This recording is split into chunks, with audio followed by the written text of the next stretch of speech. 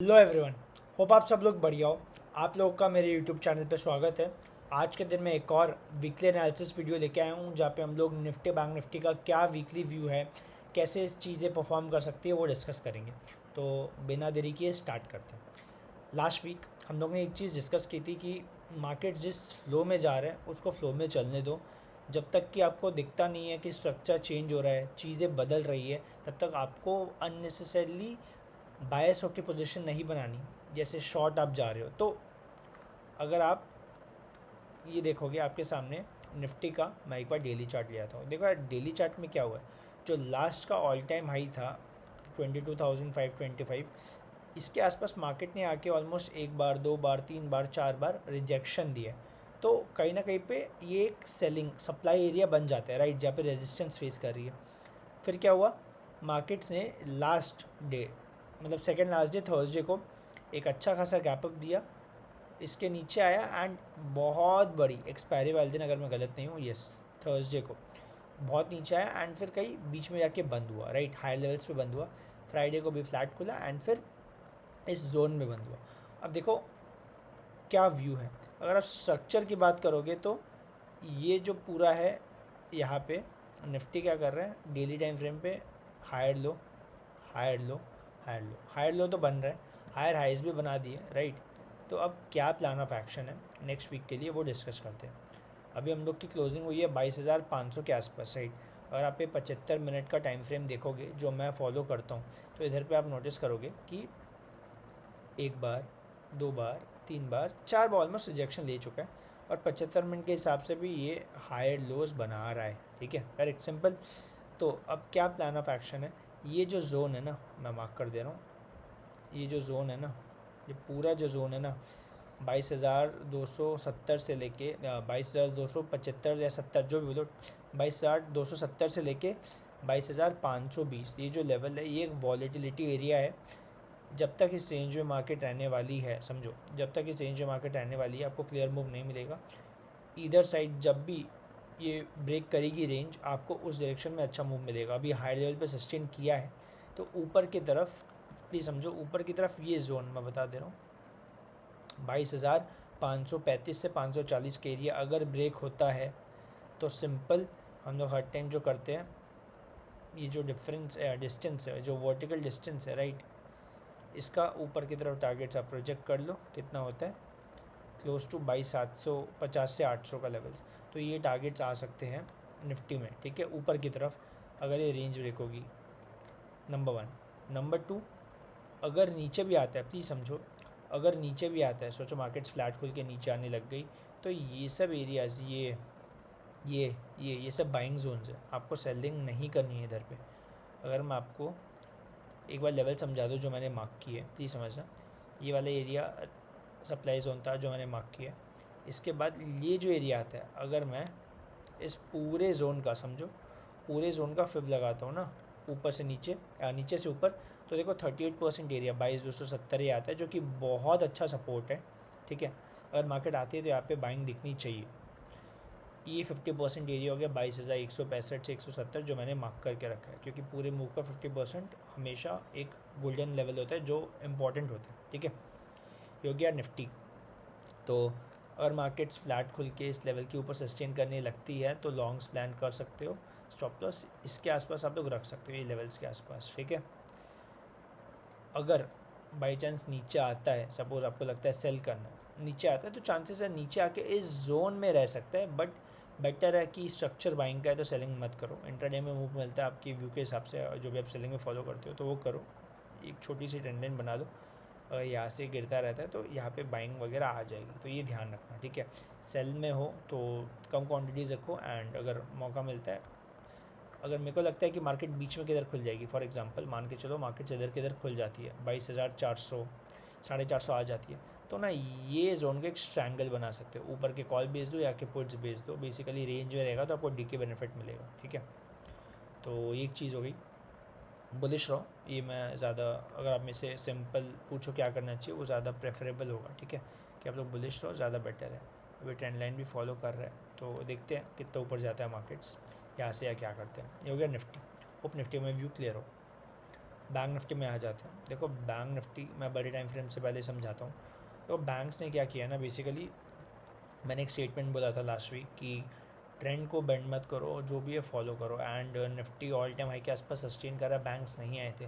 Banks ने कल high लगाया 48557, ऑल टाइम हाई है 48636, ऑलमोस्ट 70-80 पॉइंट से रह गया, बट वो उतना मैटर नहीं करता।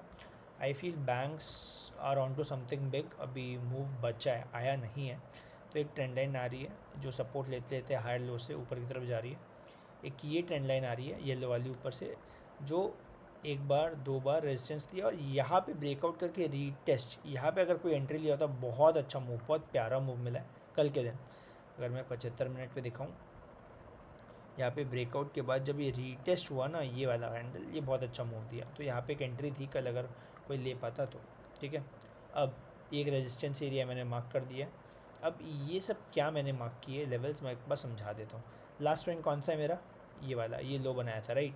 तो मैं इस स्विंग का फिब लगाता हूँ, इस स्विंग का मैं फिब लगाता हूँ, ठीक है। तो मैंने इस स्विंग का फिब लगाया, तो आप लोग नोटिस करो ये एक एरिया है जहाँ पे मार्केट्स रेजिस्ट कर रहा है। मैं मार्क कर देता हूँ 47,675, ये एक एरिया है जो इम्पोर्टेंट है। इसके बाद ये जो एरिया है, ये देखो, अगर मार्केट्स को समझो बात, अगर मार्केट्स को एक पुल बैक लेना है, मैं एक बार 75 मिनट पे आ जाता हूँ। मैं इसको 75 मिनट्स पे ला के समझाता हूँ, ज़्यादा इजी होगा मेरे लिए। देखो मार्केट्स ने अब 75 मिनट पे स्विंग चेंज होता रहता है राइट। तो 75 मिनट के हिसाब से स्विंग कौन सा हो गया लास्ट, ये वाला राइट।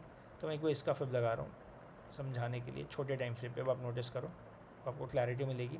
50% मेरे लिए मैटर करता है एवरी टाइम। तो आप एक बात बताओ, 47,930 मतलब 48,000 के आसपास पकड़ो, 48,000 राउंड नंबर है, 50% है। और ऊपर से जो ट्रेंड लाइन आ रही है उसका रीटेस्ट एरिया भी है ये वाला। एंड फिर यहाँ पे एक सेकेंड, हाँ अब आप देखो, अब आप समझो चीज़ को कैसे मैं बता रहा हूँ। अगर मार्केट्स देखो, अगर मार्केट्स को ऊपर निकलना है तो ये निकल जाएगा, रुकेगा नहीं, सिंपल है, ठीक है।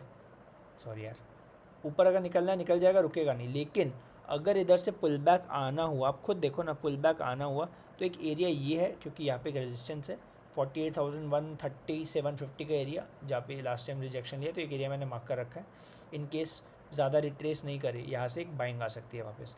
ये 50% एरिया। अब आप एक बात बताओ, अगर मार्केट्स इधर तक आ भी जाती है तो ये 50% एरिया 48,000 राउंड नंबर है, लास्ट स्विंग का फिप का 50% है, एंड इस ट्रेंड लाइन का भी इसका कॉन्फ्लुएंस मिल रहा है, मतलब सपोर्ट मिल रहा है। तो तीन चीज़ें जब साथ में काम कर रही, तो 47,900 से 48,000 के एरिया मार्क कर लो। अगर आता है तो वो अच्छी बाइंग एरिया, वापस सेलिंग का मत सोचना, ठीक है। तो होप क्लियर हो। ये जो मैंने टारगेट्स मार्क किए ऊपर 49,588, इसका क्या लॉजिक है ये मैं बता दे रहा हूँ। मैं लास्ट स्विंग का फिब लगाता हूँ, ठीक है। लास्ट स्विंग मतलब ये जो नीचे गया, इसका अगर मैं फिब लगाता हूँ, आप लोग नोटिस करोगे 48,780 और 48,590, 49,590 से 600, ये एरिया है। और फिर ये डेली टाइम फ्रेम के हिसाब से लेवल्स आ सकते हैं, कोई गारंटी नहीं है आए, रुक के आए, बट अगर चीज़ें फॉलो हो रही है अच्छे से तो ये टारगेट्स बहुत ओपन अप है। तो 49,500 एक टारगेट्स है जो मैं ट्रैक कर रहा हूँ। मैं इधर पे ऑनेस्टली बताऊँ, मैं इधर पे रिस्क लेना प्रेफर कर सकता हूँ, क्योंकि बैंक्स अच्छा चल रहे हैं, मैं उस पर आता हूँ अभी। बट ये एरिया मेरे लिए बहुत मैटर करेगा। अगर ये ब्रेक हो जाता है नेक्स्ट डे, तो मैं छोटा सा एसएल के साथ, मतलब अगर मैं 10 लॉट में काम करता हूँ तो मैं 50% क्वांटिटीज़ या डिप्लॉय करना चाहूँगा 1-2 वीक बाद का एक्सपायरी, क्योंकि मेरे को लगता है इधर पे एक अच्छा मोमेंटम पेंडिंग है। ऑल टाइम हाई आ गया, बट बैंक्स में थोड़ा स्टीम बचा हुआ है, बैंक्स अभी चलने लगे हैं, तो अच्छा परफॉर्म कर सकते हैं। 49,000 राउंड नंबर पहला टारगेट, एंड फिर 49,500 मे बी एक हफ्ते में है या एक दिन में है, मेरे को पता नहीं, बट रिस्क वर्थ इट है। दूसरा चीज़ क्या हो सकता है, 50% यहाँ डिप्लॉय करके अगर ब्रेकआउट दे रहा मैं एंट्री कर लूँगा, और 50% रीटेस्ट पे मैं प्रेफर करूँगा, सिंपल।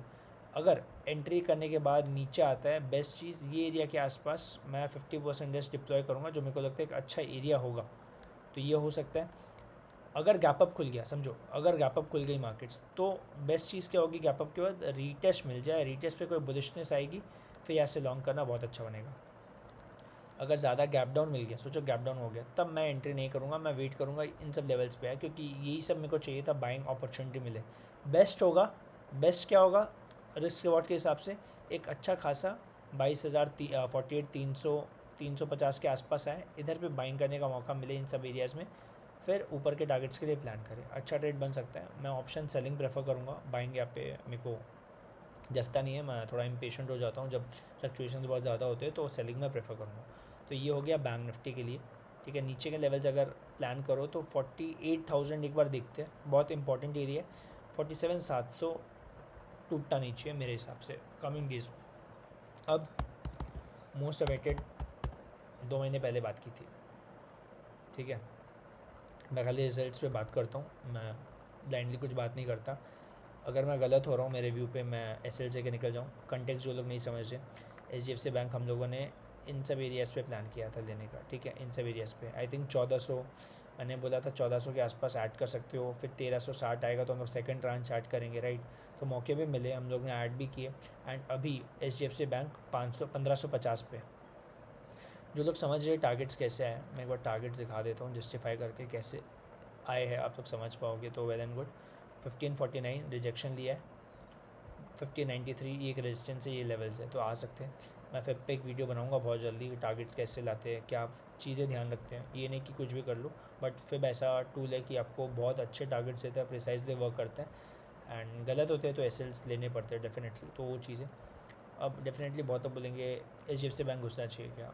मेरे हिसाब से अगर मैं होता तो डेफिनेटली अगर मैं रिस्क लेता यहाँ पे इस काउंटर में, तो एक बात बताओ, 1550 से 1640 अगर मेरे को इतना दिख रहा है, 90-80-90 पॉइंट का मूव, तो ऑलमोस्ट 6-7% है। उसमें भी रिस्क ज़्यादा इसलिए है अब यहाँ पे क्योंकि पुल बैक आएगा तो आप लोग होल्ड नहीं कर पाओगे, और लार्ज कैप्स एक बार में बहुत ज़्यादा मूव नहीं करते, पेशेंस चाहिए, ठीक है। तो वो दिक्कत आ सकती है।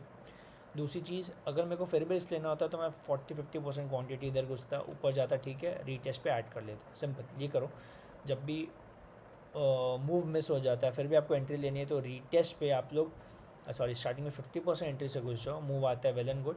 अगर नीचे आता है तो 50% एवरेज कर लो, अगर आप इधर घुसे, रेस्ट 50% इधर, तो आपका एवरेज इधर किधर हो गया, राइट। तो आपके पास सेफ्टी क्वेश्चन है। ये मत करो 100% घुस गया फिर रिस्क यहाँ पे है, तो स्टॉप लॉस बड़ा हो जाता है। मैं एक्सपेक्ट कर रहा हूँ अभी भी, अगर इस पूरे मूव का ऊपर से जो नीचे गिरा है, ठीक है, अगर ये जो ऊपर से नीचे गिरा है, इस पूरे मूव का मैं आपको बताऊँ कि ये 50% एरिया इधर आता है, ठीक है, 50% एरिया इधर आता है, उसके ऊपर है।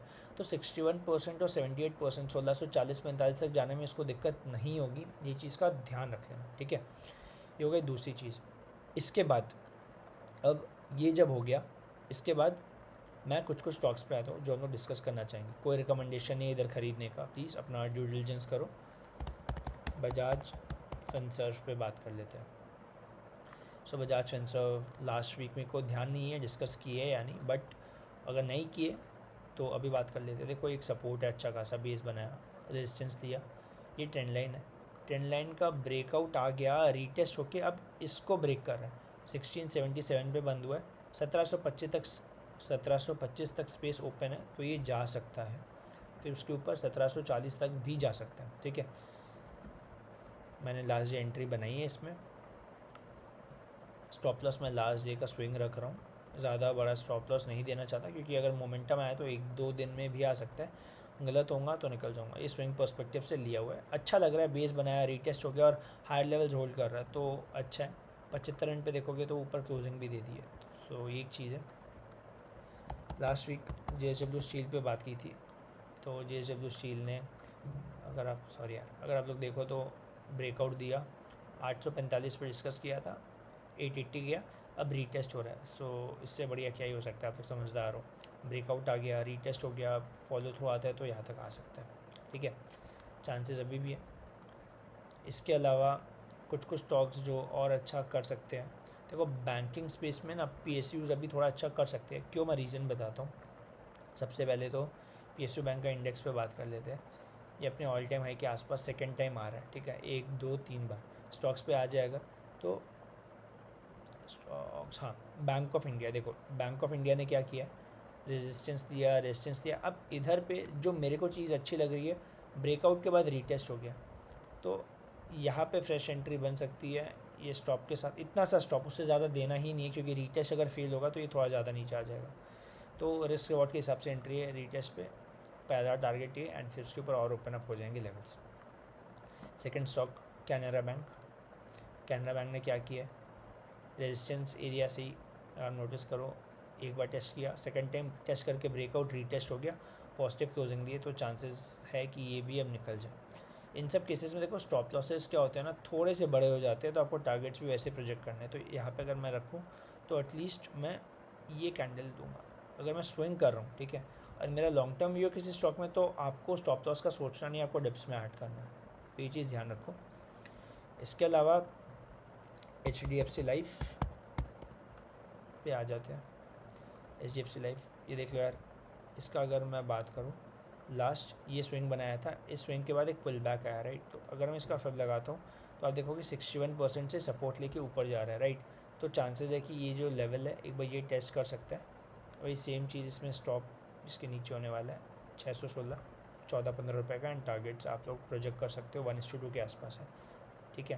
तो एक अच्छा पिक है जो आप कंसिडर कर सकते हो HDFC लाइफ। निफ्टी IT की बात कर लेता हूँ। निफ्टी IT, तो निफ्टी IT इंडेक्स में क्यों बार बार बात करता हूँ, क्योंकि ये कुछ स्टॉक्स है जो अभी परफॉर्म करना स्टार्ट किए हैं।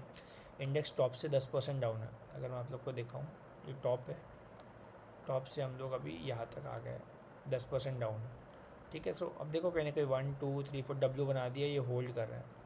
आप ये देखोगे तो ये क्या कर रहा है, एक रेजिस्टेंस बना के इसको होल्ड कर रहा है। तो ये अगर फॉलो थ्रू हो जाता है, देखो सेल ऑन राइज है, अग्री करते हो, बट अगर ये चलने लग गया, रिस्क रिवॉर्ड बहुत अच्छा है।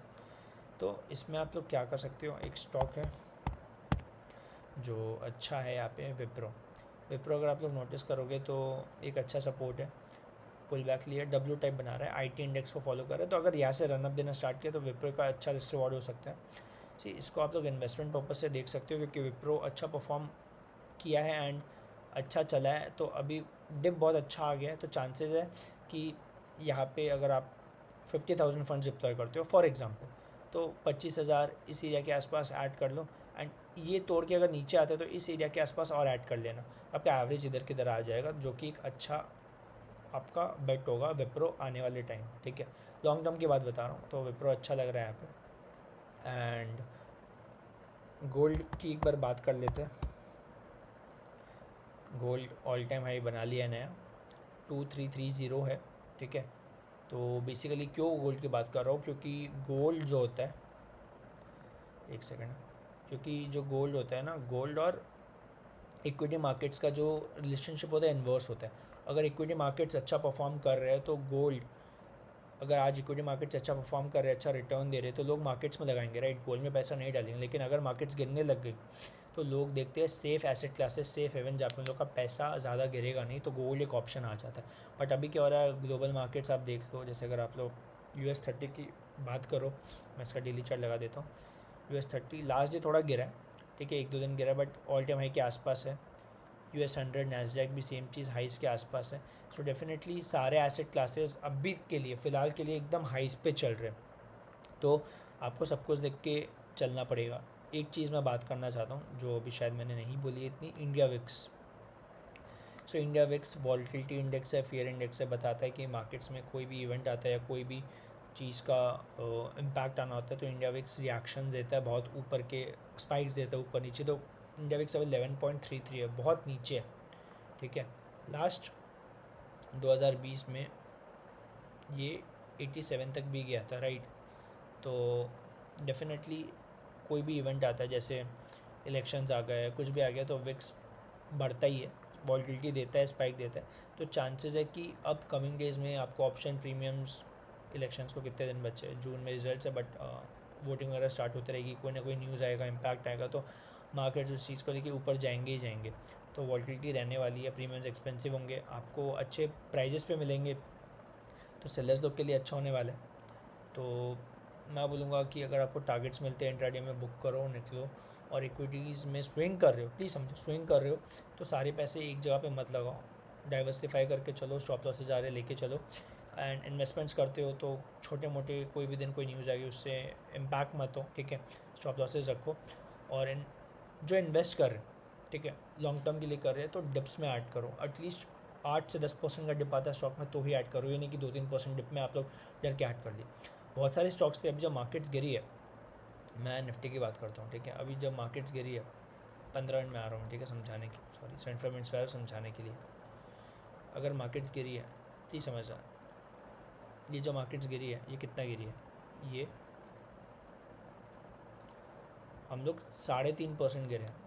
इसमें बहुत सारे स्टॉक्स हैं जो 10%, 8% तक भी गिरे हैं, क्योंकि सेक्टर वाइज ऐसा नहीं हो रहा आज एक सेक्टर सारा भाग रहा है तो सब स्टॉक्स चल रहे हैं। आज कुछ कुछ स्टॉक्स जा रहे हैं, कुछ कुछ स्टॉक्स नीचे, तो ये दिक्कत आ रही है। एक रिलायंस क्लास बात कर लेता हूँ, डेली टाइम फ्रेम पे या वीकली पे किसी भी रिलायंस से क्या किया है, इस रेंज में होल्ड किया। आप समझो इसको आप लोग बोल सकते हो डबल टॉप बना रहा है, मे भी हो सकता है, मेरे को पता नहीं, हो सकता है ये बना रहा है, या फिर ये भी हो सकता है कि ये इधर से ऊपर जाने की तैयारी कर रहे हैं। सो 3030 के टारगेट्स जो थे वो आ गए। मैं समझा दूँ कैसे टारगेट्स लगाए थे, जिनको पता है आई थिंक 1-1.5 महीने पहले बात किए थे हम लोग कि ये टारगेट्स आ सकते हैं। 3038 था, तो 10 पॉइंट से रह गया, ठीक है।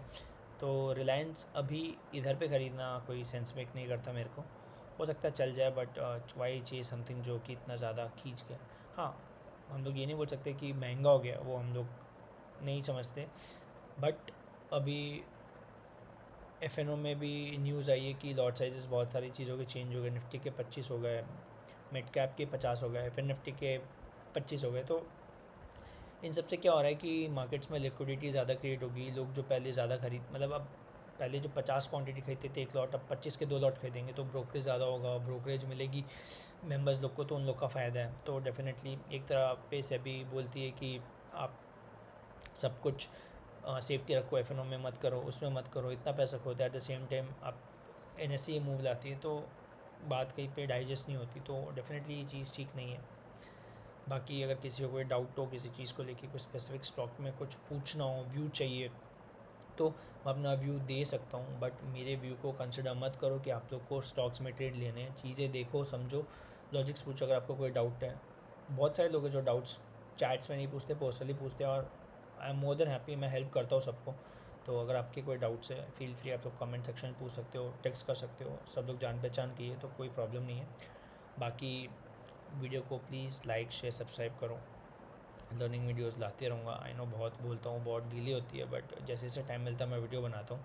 सो होप आगे भी वीडियो ऐसे बनाते रहूँ। आप लोग दोस्तों में शेयर करो अगर आप लोग को कोई भी चीज़ में बेनिफिट मिल रहा हो। एंड डेफिनेटली बहुत सारे केस स्टडीज़ भी लाने वाले हो लोगों पे जो मार्केट्स में रहे हैं, क्या व्यूज़ है क्या नहीं है, चीज़ें मैं भी सीख रहा हूँ, डेली समझ रहा हूँ, तो टाइम लग रहा है इसलिए। सो यप, मिलते हैं नए वीडियो में। Have a good day.